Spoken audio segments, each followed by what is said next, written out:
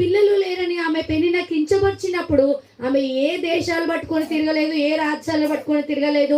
ఆమె నమ్ముకున్న దేవుడు నిజమైన దేవుడని ఆమె దేవుని సన్నిధికి వచ్చి ఆమె మొరపెడుతుంది. ఆమె మొరపెట్టినప్పుడు దైవజనుడు వచ్చి విని ఆమె నిజంగా ఆమె ఏడుపును, ఆ దుఃఖాన్ని, ఆ బాధను చూసి నువ్వు ఏదైతే అనుకుంటావో అది నీ జీవితంలో కలుగును గాక అని చెప్పాడు. హల్లెలూయా. ఒక్కొక్కసారి సంఘంలో ఏం జరుగుతుందంటే స్త్రీల మధ్యలో కానీ పురుషుల మధ్యలో కానీ ఒక్కొక్కసారి మనము బాధపడ్డప్పుడు కానీ మన సిచ్యువేషన్స్లో మనం ఇబ్బందులో ఉన్నప్పుడు కానీ సేవకుడు వచ్చి మనతో మాట్లాడకపోయినా, సేవకురాలు వచ్చి మనతో మాట్లాడకపోయినా ఏం చేస్తూ ఉంటామంటే మనం అలుగుతా ఉంటాము. కానీ హన్నా అలా చేయలేదు.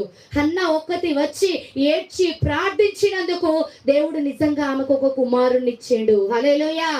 ఒక గొడ్రాలైన హన్నాకు దేవుడు కుమారిచ్చిండు. ఎందుకు ఇచ్చిండు కుమారుని?